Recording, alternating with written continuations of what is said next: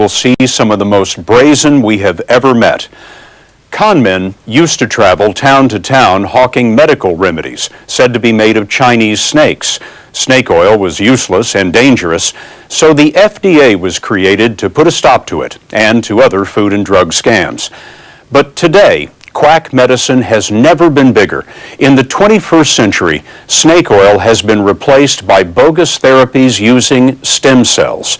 Stem cells may offer cures one day, but medical charlatans on the internet are making outrageous claims that they can reverse the incurable, from autism to multiple sclerosis to every kind of cancer. Desperate people are being bilked out of their life savings.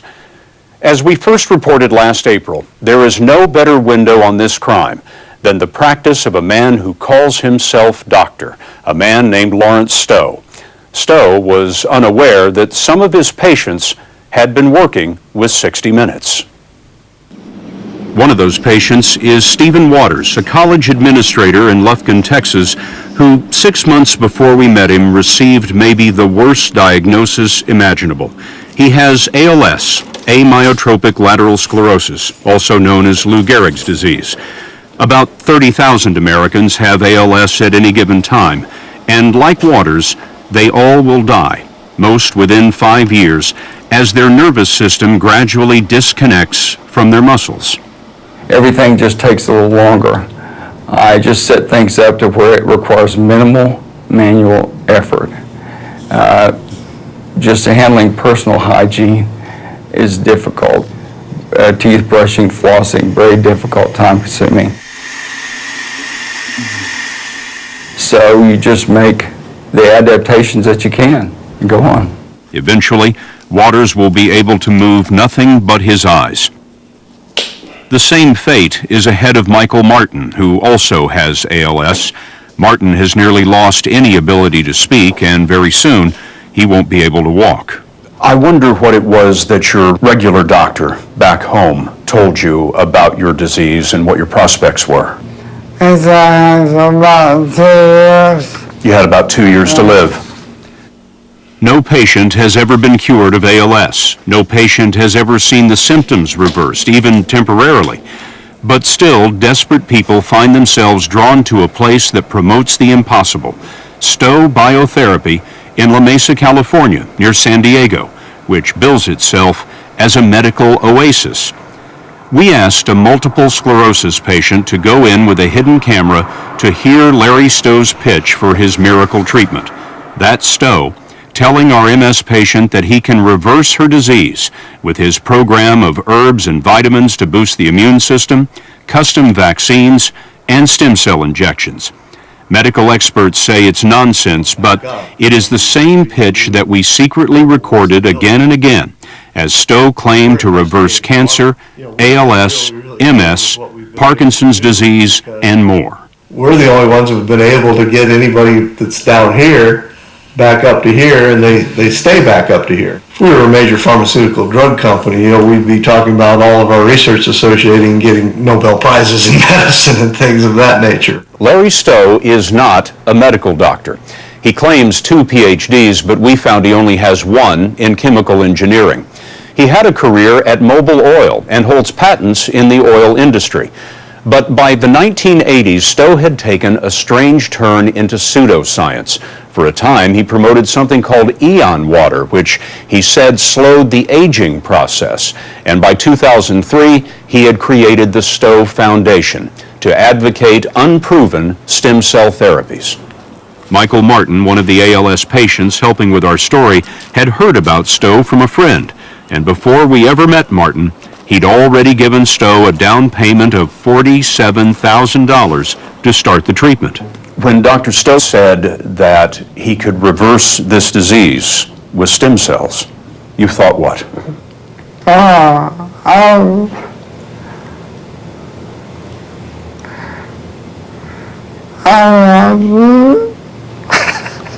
You wanted to believe.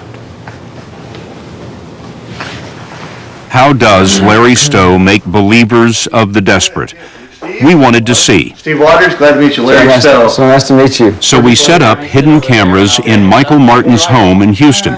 and invited ALS sufferer Stephen Waters to pose as an interested patient. Stowe came in on crutches. He's missing a leg, which he says he lost to cancer. Everyone in the room knew about our hidden cameras except Stowe. Stowe had claimed what he called a permanent fix for ALS, so we gave Waters questions to ask about Stowe's therapy. So is there a permanent fix from the stem cells? Oh, yes, yeah. You'll be able to Exercise again. Oh, yeah. Well, if I opt for the permanent fix, will I avoid a feeding tube? Will it keep me out of a wheelchair? Yeah, oh, yeah, absolutely. We've gotten people out of wheelchairs. Am I going to get closer and closer to at some point you can say, okay, you're cured, you're healed from this disease? I believe that that is 100% possible. Because we've done it with other conditions. I mean, we've done it with cancer, you know, which is just a different form of tissue destruction. Did your brother have cancer? My mother had pancreatic cancer, and we completely reversed her pancreatic cancer, and she died cancer-free with a healthy pancreas. What will it cost me for the permanent fix? That'll be around $125,000, because it's $50,000 for phase one. The stem cell transplant is going to run you around $25,000, and then we do follow-up therapy after that to make sure the results hold, and that's another $50,000. Stowe told them they would have to travel to Monterrey, Mexico for the treatment. He said his research associate there would take blood-forming stem cells harvested from umbilical cords or bone marrow and inject those cells into their spines. Those blood cells, he said, would transform into nerve or neural tissue that would reconnect with their muscles. Is there a stem cell fix for ALS? No. Professor Sean Morrison is director of the University of Michigan Center for Stem Cell Biology. His lab is one of the world's leading stem cell research centers. So when Stowe says he's going to take blood-forming stem cells and put them in the spinal cord to create neural cells, what do you make of that? You know, we study blood-forming stem cells every day in this lab, including umbilical cord blood cells. And blood-forming stem cells don't make nervous system tissue. And then what do the injected stem cells do next?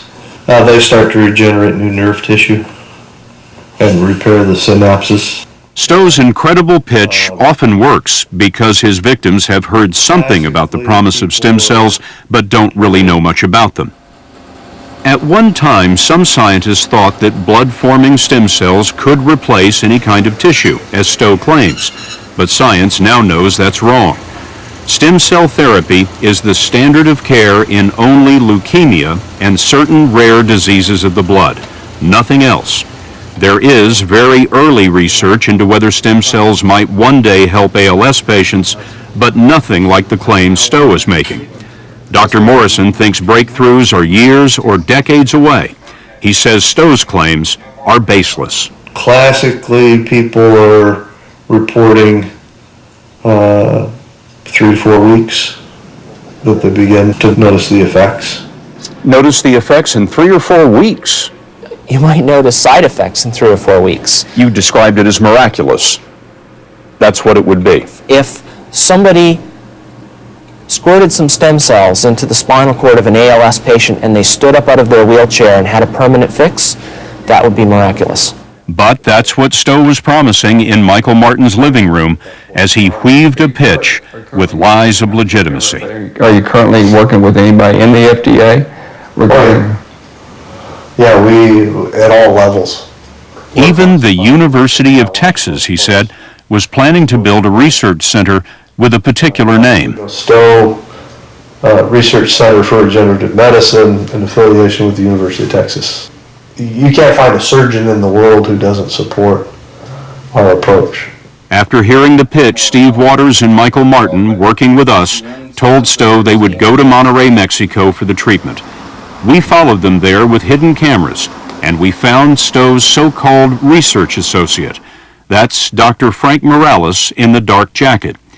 In an email to Waters, Morales claimed, "We have treated well over 1,000 patients without any side effects other than positive results, which range from minimal to miraculous.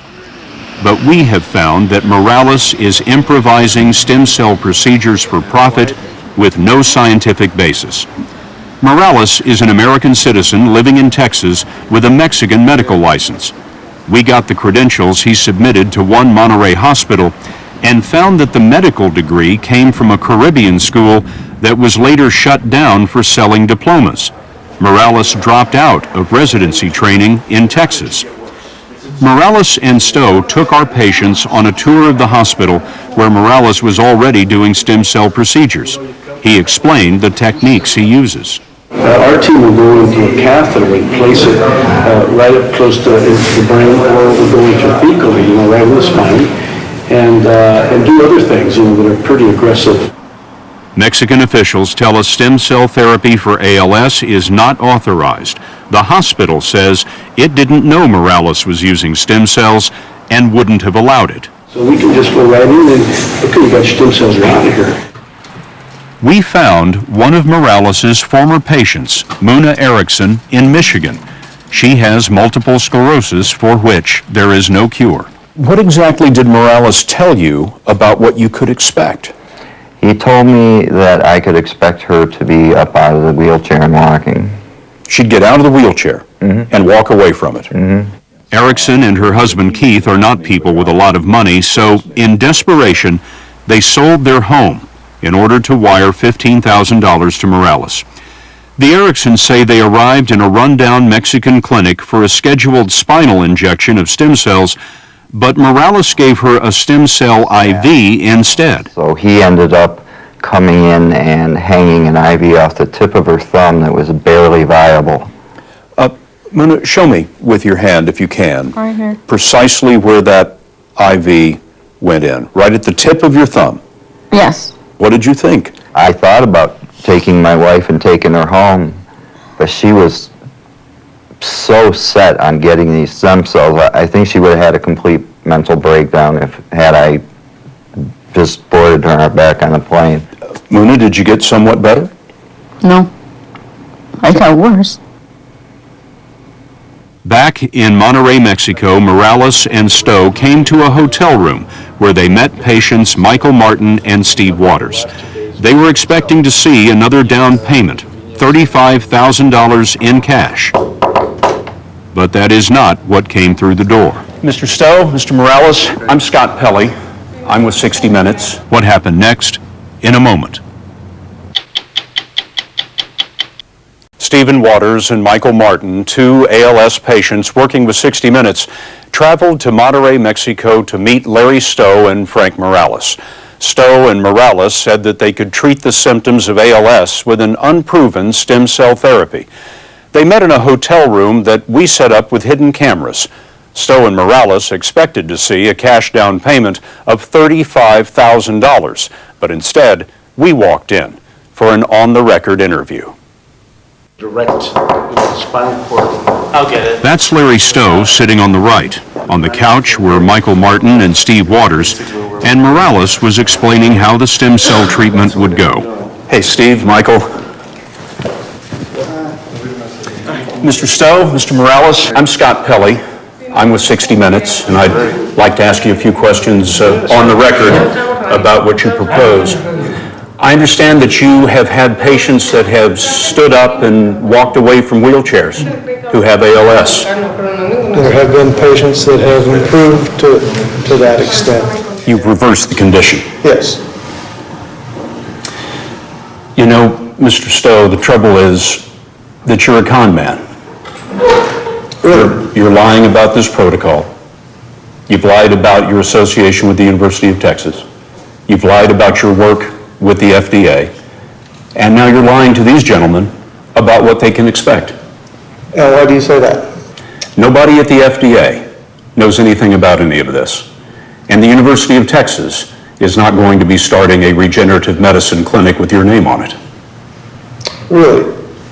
When we asked Stowe to back up his ALS claims, his story changed. Give me a Stowe Foundation patient who has ALS who has stood up out of a wheelchair and walked away? We don't have any ALS patients. We have MS patients. We are talking about the treatment that you have taken their money for.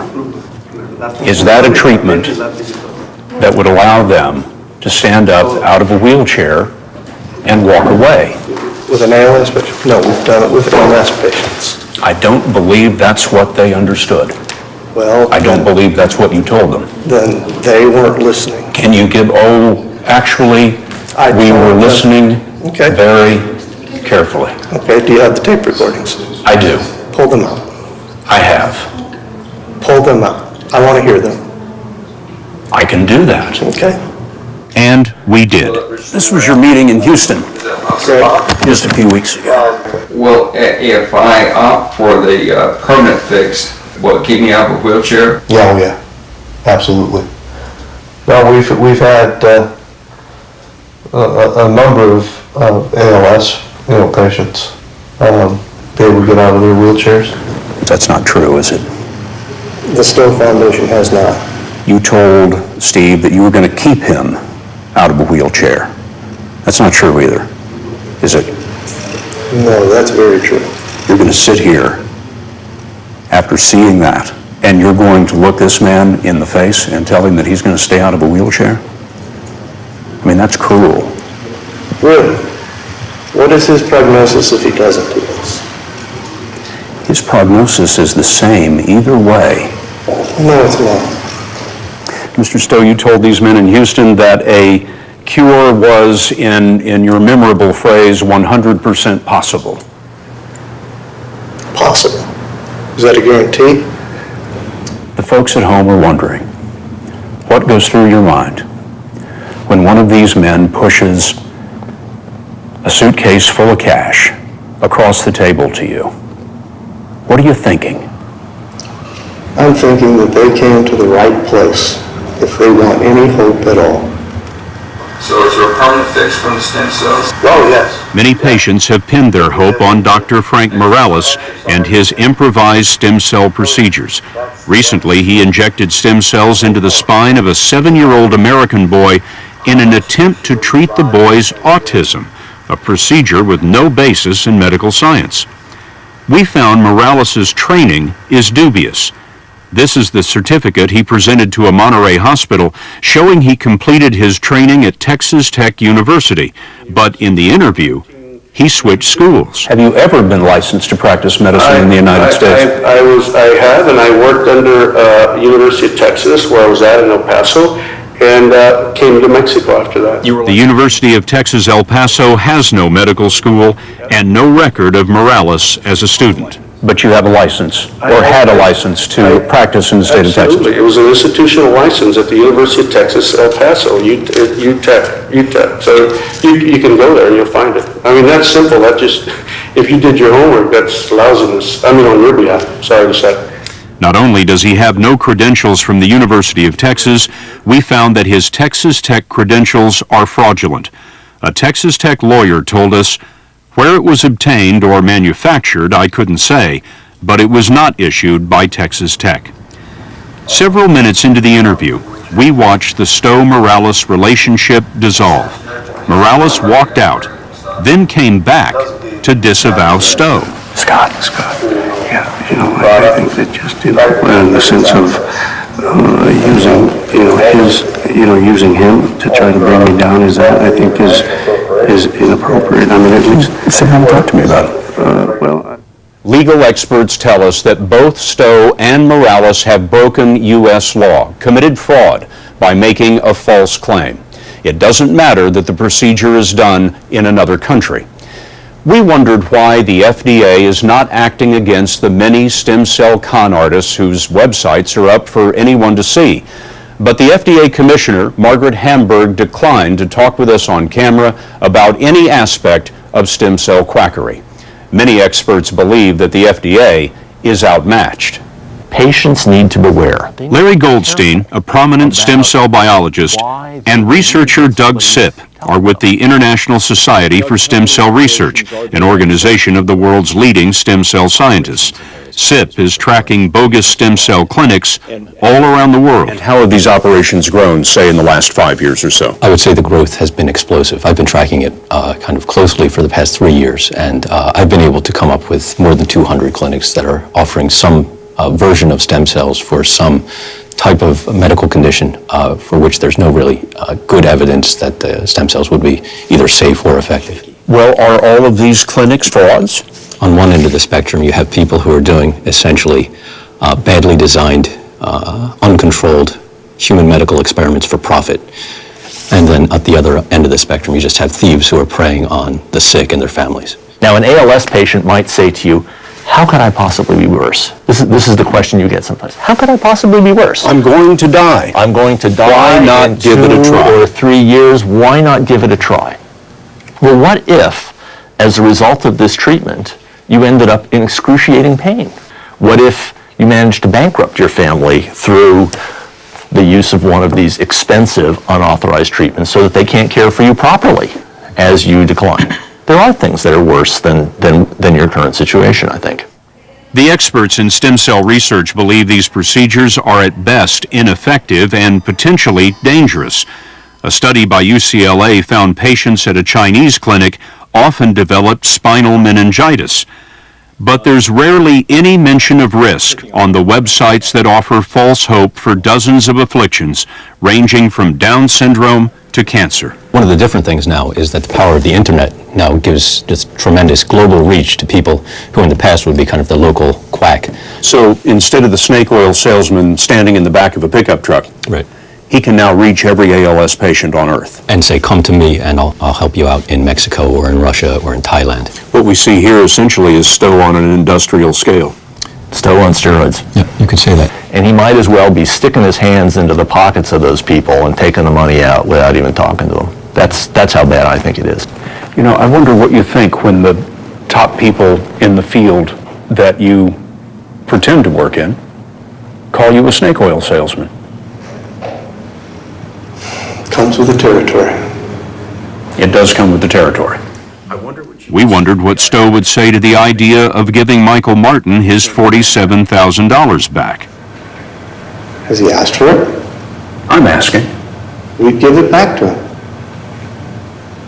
Now that's a deal I'd like to make. Really? Okay. And when he continues to go downhill 6 months from now and hasn't made any progress, are you going to cover the cost of his care? I'm not buying what you're selling. Fine. Of course, that refund never came. When we first walked into the interview, we thought Stowe might not stay. But he sat there for 2 hours, as though if he only talked long enough, he'd convince us. Thanks for sitting with us and talking to us. No, you're not running away on me, are you? Well, I was planning on leaving, yes. Okay. I think I'm done. All right. Thank you. You've just cost this man his life. I want you to know that. You know, I don't think so. Okay. Larry Stowe never gave up, even after his lies were exposed. When we left the room, he turned to ALS patient Michael Martin and tried to close the sale. We'll keep in touch. Because I can tell you, and you know what's going to happen. If you don't take some type of aggressive action. The scene at the hotel was the end of the Stowe-Morales collaboration. They didn't contact the patients again. Michael Martin and Steve Waters continued to fight the progression of ALS. What would you like to see happen to Larry Stowe? I don't care, Martin said. He has to live with himself. Since our story first aired last April, Lawrence Stowe has closed his business in San Diego. We've learned that the FDA has been investigating Stowe and Morales, but the agency won't comment further. Meanwhile, the ALS patients who helped us with our story are losing ground to their incurable disease. Steve Waters had to retire from the college, and Michael Martin is now in hospice care and can no longer breathe on his own.